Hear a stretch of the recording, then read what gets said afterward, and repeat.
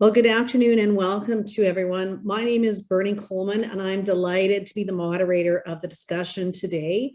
It's the Edmonton WaiTALK entitled Ethics in AI, the Personal and the Practical.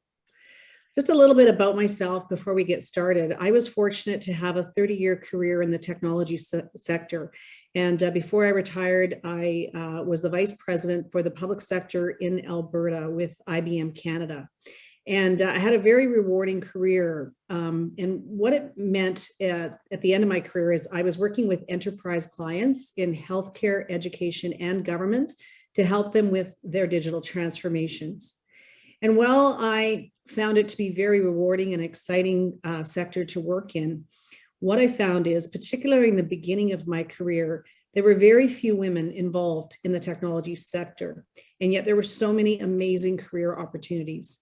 So throughout my career, I dedicated over 15 years working with young women, raising awareness for the career opportunities available to them in the technology sector. And today I volunteer in a similar capacity to help young women understand what the wide range of careers are in artificial intelligence. Because I think that the opportunity for us to get more diversity in the IT sector and in AI is right now. And I think it all starts with awareness. So my personal objectives are very aligned with Women in AI, which is a global organization with over 8,000 members in 140 countries. In Canada, Women in AI launched in September of 2020, and we are now in 5 major cities across Canada. And we've built a very strong team of volunteers who believe in our mission of AI for women, and I am the city lead for Edmonton. Way Canada works to promote equal opportunities for women in early age of their AI education, in innovation and research, industry careers, and entrepreneurship. We believe in nurturing, mentoring, and celebrating women to create the next generation of leaders in AI. So if you want to get involved, I encourage you to go to our website and learn more at womeninai.co. And at the end of this talk, we will post some links directly on how you can sign up to volunteer and get more involved. But now I have a special treat for you. I'm going to introduce our guest speaker, Katrina Ingram. And there will be an opportunity for you to ask questions during this session. We'll have a chat function going, and we'll also unmute you at the end so you can individually ask questions if you'd like to ask Katrina directly. Katrina said that is her very favorite part of the session, is to get questions directly from you, because then she has a glimpse and an insight into what is particularly of interest to our audience. So today we're going to hear from Katrina Ingram, the founder and CEO of Ethically Aligned AI, a company focused on helping organizations to drive better outcomes in design, development, and deployment of AI systems. She recently completed a master's at the University of Alberta with research focused on artificial intelligence and applied ethics. Before returning to school, Katrina spent over a decade working in public broadcasting at both the CBC and CKUA radio. So she combines her love of audio and interest in AI as the host of a very popular podcast entitled AI for Society Dialogues. So with that, I invite you, Katrina, to tell us a bit more about your background. Describe your career journey, how you got here, and most importantly, what are you currently doing? Thanks so much, Bernie. I'm so excited to be here. I will just echo, I do love questions. So if anything comes up as you're listening to this talk, please pop it in the chat. I feel like this is the closest I come to being a talk show radio host, which is something that I've always wanted to do.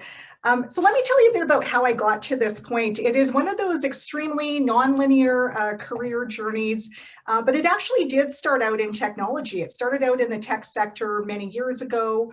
Back in the early 2000s, I was working for a company that was developing business intelligence solutions. And in some ways, this is kind of like a precursor to AI technology. So this was analytics, this was reporting solutions. And I really enjoyed my time there, but I kind of felt this calling to do something else. And I used to walk past the Canadian Broadcasting Corporation building, CBC building, on my way to work each day. And I really wondered, what would it be like to work in public broadcasting? And so I took my career in that direction. I spent many years in public broadcasting, came to Alberta, worked for CKUA, as Bernie shared, which is a wonderful independent, not-for-profit music radio station, community radio. And that was fantastic. Really enjoyed that for a long time.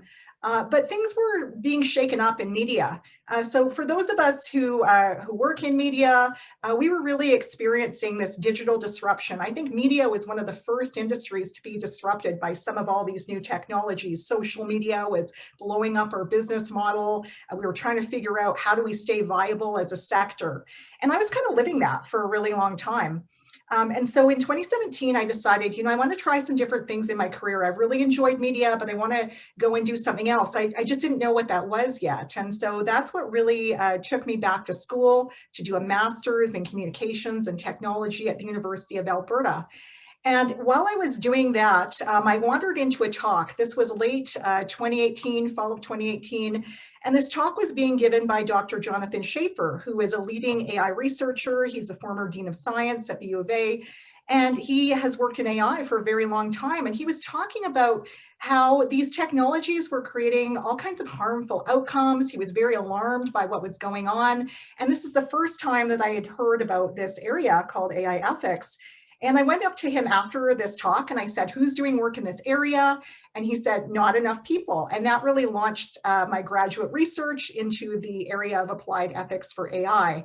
So I put all my focus and energy into studying this topic for the past couple of years. And late last year, I graduated with my master's degree. And I decided, this is where I want to spend my energy. These are the problems I want to solve. And so I launched this business, Ethically Aligned AI. And that's really what I'm on a mission to do, is help companies make better choices when it comes to AI technologies. So as you can see, very nonlinear pathway to getting here, but I really feel like I'm in the right place. Well, Katrina, thank you, because I think that's a really important thing for people to consider, especially early stages in their career, is that there are nonlinear paths that find great opportunities if you're open to them. And I happen to know Dr. Schaefer, and I know that he was an inspiration to many students to find a passion in either computing science or artificial intelligence or game theory, or on and on and on. And it's such an interesting anecdote that he was someone who inspired you quite by accident to make this your area of specialization. And I really hope that's a message that people will consider, is it doesn't matter what you're doing today. There are so many tentacles and so many ways that AI is going to integrate and intersect with the work that so many of us are doing. And it's important to be open to that and to really understand what the opportunities might be. So you chose ethics in artificial intelligence. Again, that seems like a really broad, but very important topic. So what are some of the issues and challenges that you think that we should know about as it relates to ethics in AI? Yeah, you're absolutely right, Bernie. This is a very, very broad area. And early on, I had to define, where do I want to work in this field? So I'll just start by saying that a lot of times when we think of AI technologies, we tend to think of these science fiction type scenarios, like the Terminator, killer robots, super intelligence that's going to come and exterminate humanity, those kind of scenarios.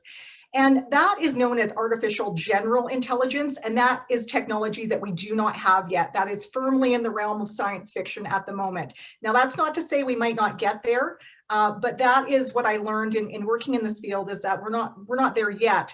And so there are people who are talking about ethics in terms of those kinds of existential type risk. But that's not where I decided to focus. I decided to apply my energies to the AI that we have today, which is known as artificial narrow intelligence. And in some cases, this artificial intelligence isn't all that intelligent. It can make some really seemingly stupid mistakes.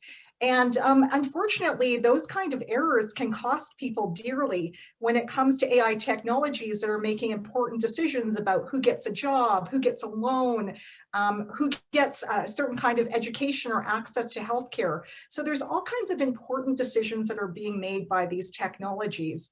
So there is kind of that realm or spectrum of continuum when it comes to the field of AI ethics. So I'm focused on the technology that's here today.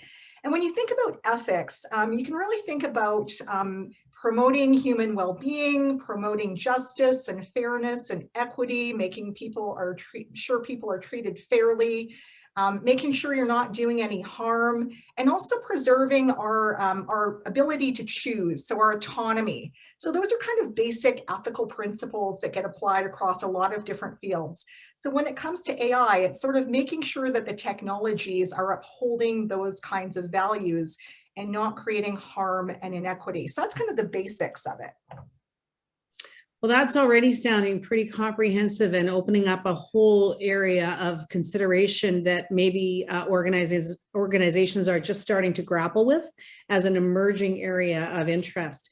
But I can see how it can run across the whole spectrum of companies and organizations that are looking to deploy artificial intelligence to be very aware of the exact kind of principles that you're talking about. But I'd like to understand, most of our audience is women. And we bill this as a talk for women. So what are some gender specific elements that we as women should be aware of when it comes to ethics in the field of AI? Yeah, there's two big areas that I really wanted to dig into. So just to kind of even step back from technology and from AI just for a minute, if we think big picture, we can think about who's in charge, who sets an agenda, who's in a position of power, who gets to make decisions. And unfortunately, we still live in a world where most of those roles are filled by men. And so even beyond the whole sphere of technology, we kind of have this, patriarchal system set up. But if we kind of dive into that and look at technology specifically, we can think about the fact that whoever makes a technology shapes a technology. And when it comes to women in the field of AI, I've seen statistics as low as 13% women working in this field to as high as 20%. So even if we're very generous and we say it's 20%, it's still vastly underrepresented when it comes to women working in the field of AI.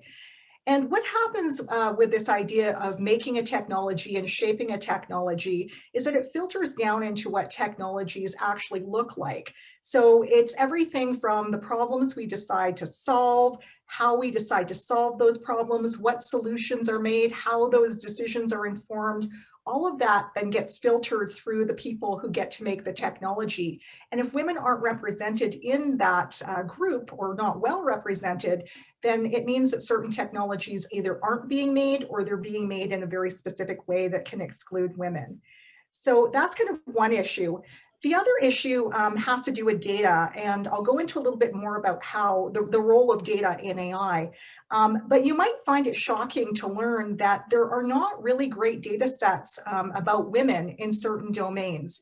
So one example is the area of healthcare. As you mentioned, I host this podcast, AI for Society Dialogues, and I was having a chat with an epidemiologist named Padma Kaul, and she's using AI and machine learning in the context of her research. And what she's trying to do is collect more data about women for clinical trials, because a lot of the clinical trial data that's out there, and this is the data that gets used in determining what drugs go to market or what healthcare therapies go to market, are male data sets. And so we don't really understand fully how women are reacting to specific situations. We just kind of assume that this male data, it works for everybody. And that's not a great assumption to make. So those are just two examples of how the role of gender kind of starts to intersect in this area. Well, and I appreciate knowing that. I mean, 20% is a very low percentage, and that's why women in AI globally exists, is because we're trying to encourage women to understand what the opportunities are and to try to bring those percentages up. And that would be across the board in all elements, from research to entrepreneurship to deployment in organizations and applied AI. So I appreciate you giving us that perspective. So Katrina, what we talked about doing now is, you have this exciting new instructional series that you're about to launch with Athabasca University. And I think that knowing what some of the education programs that are available is really important. And so what we wanted to do was ask you to spend the next 10 minutes or so to share a few aspects of that program, really talk about the fundamentals of ethics in AI so that we have a little bit of an education to our session today. So if you'd like to proceed with that, that would be great. And as you're doing that, I just would encourage people to put questions into the chat if you have them. When Katrina's concluded this part, we will move into more of an audience Q&A portion. You either can raise your hand, which is the function raise hand on Zoom, and we'll unmute you and you can ask your question directly to her, or you can put it in the chat and I'll ask on your behalf. So with that, Katrina, please move to this part of the program. Absolutely. Let me just go and try and grab my screen here.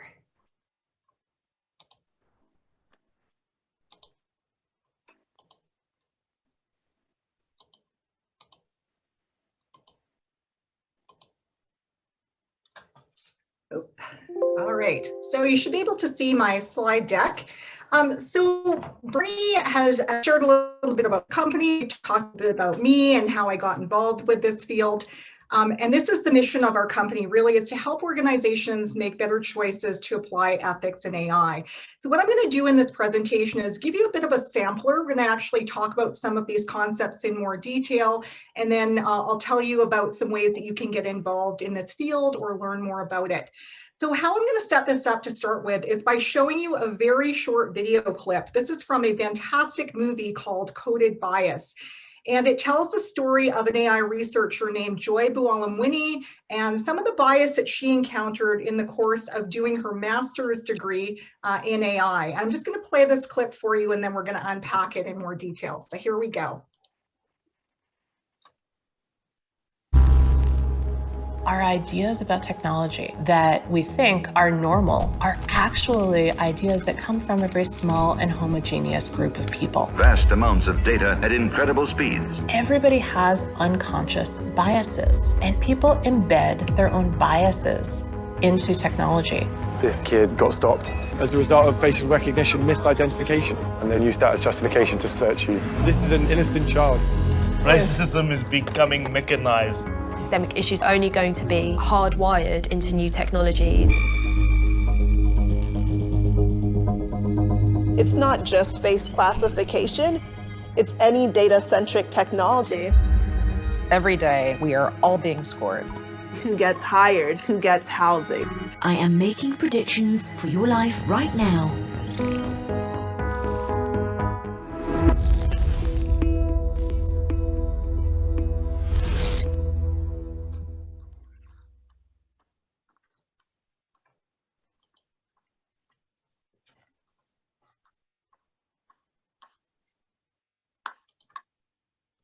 All right, so how does this happen? I mean, these are some pretty scary scenarios that we've been talking about. What's really going on here? I'm going to unpack a little bit of that for you in this next part of the presentation.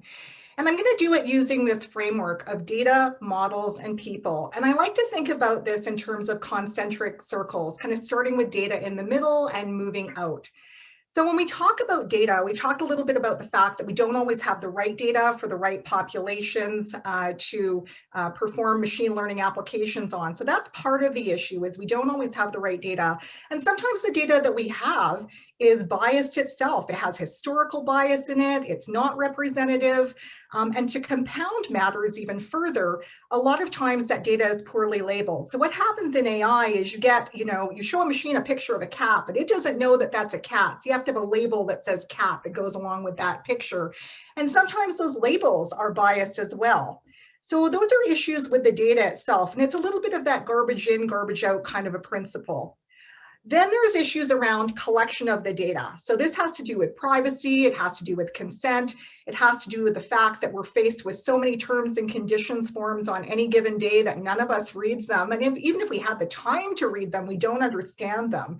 And so how data is collected and what it gets used for becomes kind of complicated in this scenario as well. And you can think of a company like Clearview AI that just went out, it scraped a bunch of faces off the internet, and now it's using those for law enforcement purposes. Nobody really consented to that. So that's an issue also when it comes to data. But then if we look one layer out, we can look at models. And these are the machine learning models that are used to build AI systems. And Kathy O'Neill, who's a data scientist, she wrote a great book called Weapons of Math Destruction. She says math is not neutral. And what she means by that is that the computational models used to design these systems have a lot of bias baked into them. And so what we're seeing is that there's choices made when you design anything. And the same is true with AI models. You decide what kind of features to include and what kind of features not to include. You decide what weightings different things should be given. And those of you that are data scientists, I know that you're very familiar with all of these concepts. And so again, bias kind of finds its way into the system through models.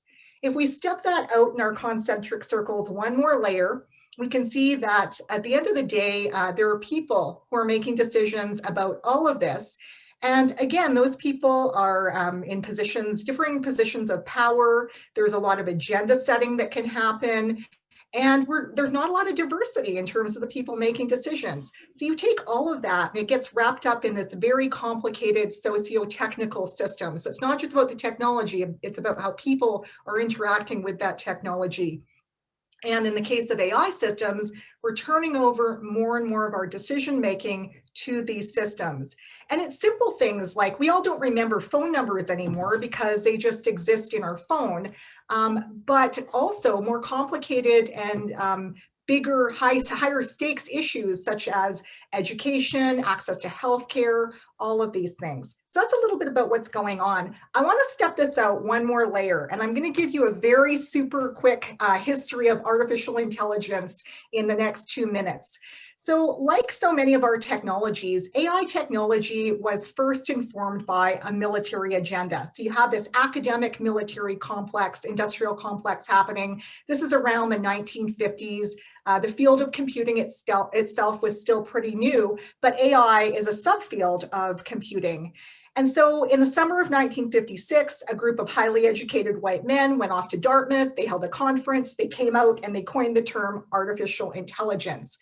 And it's really interesting when you think about these points in history about who's in the room and who's not in the room. And who was not in the room were women. There were no women in the room, and there were no communities of color in the room. So right away, there's kind of this agenda that's set off into a certain dynamic. Now, the role of women in computing science is actually really interesting because in the early days of computing science, we actually did see quite a number of female programmers. And it was at this time, the world of computers, it was all very new. And what people thought is the hardware. That's where the hard work is being done. It's in building the hardware and engineering and all this programming stuff. It's kind of administrative. So it's fine that women are doing that work. It's sort of administrative, not very important. But what happened is as that work, that programming work became seen as being more and more important, women got pushed out of this field. And there's a large body of research that talks about that and a lot of great books that talk about that if you're interested in learning more about how that happened. So that's what's going on in the early days. Then we have this period of about 50 years or so, and AI goes through what I call the AI overpromise, underdeliver hype cycle. So it kind of goes like this. AI is going to solve everything. Oh, wait a minute, we were wrong. It can't quite do it the way we thought. Oh, it's going to solve everything. And we go through that cycle a couple of times. And every time that it didn't deliver, we went into this thing called an AI winter where all the resources disappeared, all the jobs disappeared, and only a few stalwarts stuck with AI during these winters. So that went on for a while. And during this time, what was missing, part of what was missing is enough data. But what we were seeing from about 2000 onwards is the rise of the internet, the rise of big data, the world that we live in now. So that was kind of going on in the background for, the last 20 years or so. And then in 2012, we have this major breakthrough. And it had to do with kind of the confluence of a whole bunch more processing power through GPUs, all this data that we've been gathering for 20 years, and this early work in AI that had been done. And it all came together. And all of a sudden, AI became the darling of tech and VCs. Everybody wanted to invest in it and work in AI. And this is part of the moment that we're living in right now. But around 2016, we also started to see the early warning signs of some of the harm. So this is when the movie about Edward Snowden came out, and he had kind of revealed what was going on in terms of surveillance and the government in the US. This is when Cambridge Analytica first came to light. And since then, of course, there's more and more stories about sort of the downside, let's say, of AI. So that's an incredibly brief history of the technology, and also kind of the social conditions of what created the moment that we're living in right now. We just went through an election here in Alberta, and we also in Canada. About a month ago, we went through an election. I thought it would be fun to look at a data set of the prime ministers of Canada. And this is an example of a historically biased data set. So what we see is a data set of almost all men. There's one woman represented in this data set. And of course, everybody is also white in this data set. So this is it's a very small example of what happens at a bigger scale when we take a historically biased data set and use that to make decisions. Because imagine if this was all the information that the algorithm knew, and this is how it was going to move forward. How would we ever have any kind of change or progress? And that's kind of partially what's happening with these systems when it comes to historically biased data. And so I can't stress this point enough. Whoever makes the technology also has a huge role in shaping that technology. And this is a picture of Grace Hopper, who's one of the early female computer programmers, standing in front of some of the earlier computers. So that was kind of the 1940s, 1950s vision of a computer programmer. But then what happened is it became more like Mark Zuckerberg, and that's kind of the vision that we see today of, young men primarily who are making these technologies. And what I think we need is a much more diverse group of people involved in making technology. These are some of the fantastic AI change makers that I get to hang out with, who are doing some really interesting work in ethics. And what I'm seeing in the world of AI ethics that gives me a lot of hope is there's so many women in this field. And I really think that, to me, makes a lot of sense, because I think that this field needs to change, and ethics is one of the ways that we're going to see change happen in AI. So that brings me to you. What can you do? There are a lot of things that you can do. I'm just going to take us back to that data, models, and people dynamic just for a bit. Some of you who are in the room are data scientists, or you're involved in building technology, you work at tech companies. Some of the things you can think about are the quality of the data that you're using.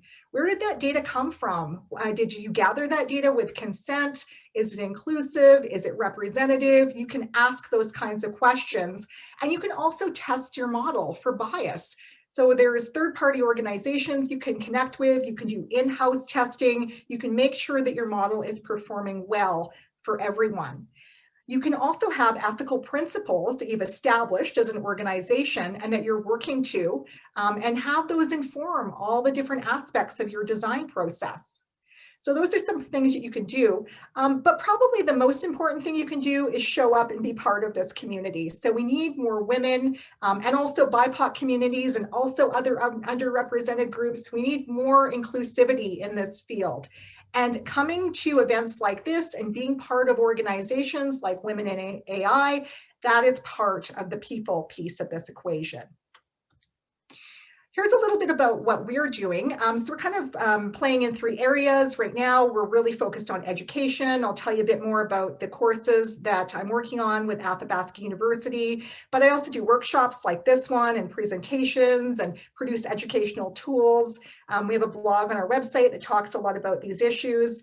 And I'm working on consulting with specific organizations to really help them advance this work in the context of what they're doing, as well as producing a couple of tools that I think will help people to understand their bias in their data sets and how to kind of get to better data. So let me tell you a bit about this educational program. It is in partnership with Athabasca University. It's an AI ethics certification. There's 4 courses, the first of which is launching in November. And we're covering off an overview of AI ethics, so kind of a general course, then one that's a deep dive into data, one that goes into models. And then the last course is about roboethics, because the minute you put AI into a robot or embody it in some way, it comes with other ethical issues in addition to the ones we've been talking about. So that's the set of courses. If you take all 4, then you earn this certification in AI ethics. And these courses have been made to be modular and very, very accessible. So we kind of take the approach that people are starting from the very beginning, and we do our best to explain everything very clearly. So I'm really excited about this offering. We're going to pop some links in the chat so you can get connected and stay in touch with us if you're interested in learning more about that. There's also an amazing array of books out there that you can read. Some of them I've mentioned in this talk. I'm a big fan of being part of a book club where you get to talk to people about some of these issues. And so I just encourage you to go out there, do some research online, find some of these resources if you're interested in learning more. And get involved. I can't say that enough. Come out to events like this one, join Women in AI, become part of the community. That's another thing that you can do. So that I think is probably more than 10 minutes. I'm going to stop there so we have time for questions. I would encourage you to stay in touch with me as well. You can subscribe to our newsletter on our website, and you can check out our podcast. We're going to pop some links in the chat about that. And now I'm going to stop sharing my screen, and I'm going to hopefully get some fantastic questions going from the audience. Well, what a great high energy, high impact, high content, 10 minutes that you just gave us there, Katrina. That was very insightful. I did make a note to watch the movie Coded Bias. That little tidbit you gave me was just enough to capture my interest. And I really liked the example that you gave about the pictorial example of the former prime ministers of Canada as a data set, and how historical data, that was a really good visual representation about some of the biases that can show up in data.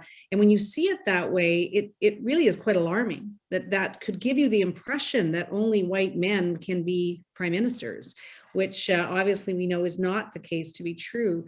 But I am curious, the chart that you showed about women in ethics or the people in ethics was predominantly women. So why do you think that is? Why do you think that women are more apt to be interested in this particular field of study? Yeah, I think that, and to be fair, that particular chart was for a women's group, so that did kind of take that visual in a certain way.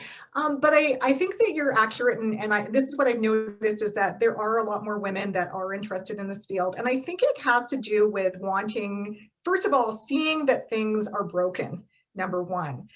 So when you don't see yourself represented in a culture, or you don't feel welcome in a culture, you know something is wrong. And when you know something is wrong, then you know something needs to change in order to make it right. And really, that's where I think we're at right now with the field of technology in general and AI specifically, is that we know something is off here, and we know some things need to change. And what are those things that need to change? And I think, again, going back to that, who makes the technology, shapes the technology, dynamic, I think that is a big thing. That's a huge piece of the equation. And that's why I think so many women are eager to work in this space and make that change that needs to happen. Well, listen, we have some questions rolling in from our audience, and thank you to Tamara for being one of the first ones to post. I will keep an eye on the chat, and I will ask your questions on chat, but if you do want to ask your own question, just raise your electronic hand. We will unmute you and you can ask Katrina directly. But thank you, Tamara, for this question. As a public relations practitioner, how should I approach ethics in AI in our strategy and tactics? Yeah, fantastic question. Thanks so much, Tamara, for asking that. And I'm really passionate about PR and communications. That was my background as well. And I think that as communicators and marketers and people in PR, we have such a fantastic perspective to lend to this, because a lot of what we do is listening for trends and seeing what's going on. So I guess I would approach this a couple of different ways. Just like every other field that is trying to advance uses of AI, there are tool sets in PR as well that are AI powered. And so there are questions that you can ask about the tools that you use in your job. It doesn't really matter what your job is, but in the case of PR, what are the tools that you're using? How is that information being filtered to you? And is there bias perhaps contained in the information that you're even getting to do your job? So that's one piece of the equation. The other piece is more around helping people, this is kind of where you get to wear your PR hat, helping spread the word about this area and helping people to understand and connect with those people who are working in this space as a communications professional. I think you have a lot to lend in terms of just opening up what this field is all about, helping organizations get their story out so that more people can learn about AI ethics. So I guess I kind of see it from a couple of different perspectives on ways that you can get involved, Tamara. So as we're waiting for people to populate the chat or put up their hand, I'm going to remind people that in the chat, we've posted a number of links that we encourage you to cut and paste and access to get more involved in Women in AI, either as a volunteer, to become a member of the WAI community, or to connect more directly with some of the offerings that Katrina has mentioned. But just as we're waiting for people to maybe post another question, I wanted to also ask you, Katrina, you talked about the modular nature of your education offering at Athabasca University. You talked about getting a certificate at the end. I believe it's a self-study because it is online. What is the anticipated duration of that program? Yeah, it is definitely a self-study. It's online. It's also asynchronous. There's a lot of multimedia in these programs. So there's video and audio and text, and it's a really immersive experience that way. And we wanted to design this in a way that's very accessible for people, especially those who are still who are working and don't have time to like fully immerse themselves in say a master's degree. But we wanted to kind of break it down for people. So every course takes approximately 2 to 4 weeks. It really depends on any given week, how much time you have to put into it. So then you can just stack that up to get a sense of how long the entire certificate program will take. And it is very self-paced. There's a lot of self-assessments that go on. A lot of this work is you learn the theory, but you also get a chance to reflect on it and really kind of unpack it with some of the exercises that we have. So that's the course that we're building. Okay, well, I don't see any other questions lined up here. I'll just do one last call for audience questions. Either to raise your hand electronically and we'll unmute you and you can ask directly, or post it in the chat. But I'm not seeing any activity here. So I think, Katrina, what I would say is you've given us a wonderful introduction into this topic. You have shown us a career that, wasn't a direct path into artificial intelligence. And yet you came from public broadcasting. You found a way through getting your master's to become an expert in this area of ethics and now become an educator and an advocate in the field for others. I think that's just a really inspirational story about how you've taken your knowledge and experience and are now, redefining it in an entrepreneurial way to the benefit of others. So we really appreciate you giving us the opportunity to learn more about that today. And I'm just watching the chat. I was thinking there was a question here. I was just going to pop in one more, and there is one. So do you believe, thank you for this question. Do you believe AI could replace jobs? Health practitioners is a concerning problem today, or simply science fiction? So before we wrap, why don't you answer that question? Yes, this is one of the big questions out there. So let me step back a bit and say that for a long time, we've been seeing automation replacing jobs. So this isn't something that's even specific just to AI. This is sort of a bigger trend of automation that's been happening over a long course of time. So when it comes to AI, what's new about this, or what's different, is perhaps the kinds of jobs now that can potentially be replaced. So when we think about traditional automation, we think about factories, and we think about the things that would be automated away from let's say an old school assembly line with a lot of people building that Henry Ford Model T back in the 1920s, to what you would encounter now in terms of a manufacturing plant if you were to go and visit Ford Motor Company. All of these robots and manufacturing a car, and maybe one person locked away safely behind a cage so they're not being at risk of being killed or maimed by one of these systems. So that's kind of that industrial context. But the new piece of this is, will it replace jobs in terms of intelligence, so not just the physical or manual labor, but in terms of our knowledge work, in terms of our creativity. And I think the jury is still out to what extent that might happen. I'll pull an example from maybe the marketing and PR world, copywriting. So there are now artificial intelligence programs that do an okay job of writing copy. And so people like myself who are writers and in the creative industries, will it replace us? Will it replace our jobs at some point? Maybe one day. I did a little bit of a test run on a program like this earlier this summer. And this is based on a program called GPT-3, which is one of the more advanced copywriting models out there. And it did an okay job for the first pieces of writing copy, but when it came into writing something more lengthy or something a little more creative, that's where things started to fall apart a bit with this model. So I guess the answer to this is probably it will get there. At what point, we're not really sure. And then the bigger question, of course, or maybe the question behind the question is, what do we do about that? Or what do we want to do about that? And that's where I think a lot of policymakers need to grapple with what that actually means for us. Yeah, there was a comment in the chat that Writing Pro is a tool that's been used with editing. And I think that was to supplement some of what you were sharing there, Katrina. Yeah, we talk about artificial intelligence, we talk about augmented intelligence. And I think when you talk about augmenting intelligence, it doesn't replace the human interaction. It just takes away, as you say, some of that more mundane tasks that can be provided, by machine learning and machine automation. So I think, Katrina, I was already giving you the accolades for how you have done such an outstanding job today and how you've taken us through a lot of great information and provided a lot of great resources in the chat.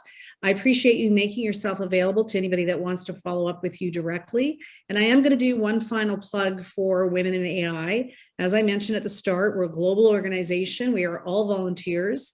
And we have a growing practice in Canada, in 5 major Canadian cities. And there is a link in the chat where you can sign up and volunteer and be part of this amazing organization if you'd like to help define and decide what kind of programs, what kind of education opportunities that we provide for our members. We rely on people like Katrina to help volunteer their time to provide the content around the topics that we decide to feature. And we have been virtual because we just launched in 2020 and it's all been virtual since then, but there may come a time when we're able to do some of this in person. So if that happens, we will need more volunteers. So really encourage you to sign up. There is a link right to the Airtable where we can take your information and get you involved. So with that, I thank the audience for joining us today. Again, thank you, Katrina, for your participation. And unless you have any concluding comments, we will conclude the session. Katrina, the last word is for you.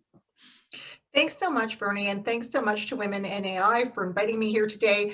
I guess the last comment I want to make is this is a very inclusive field. So it almost doesn't matter what your background is. If you want to be part of this space, there's room for you. We need people from all kinds of walks of life. So if you're interested in making this your home in terms of your career or just even augmenting what you're doing now with some work in AI ethics, there's room for you at this table. Okay, thanks so much, Katrina. We'll give everybody a chance to transition to your next meeting. Have a wonderful day. And once again, thank you so much for joining us. Thanks, everyone.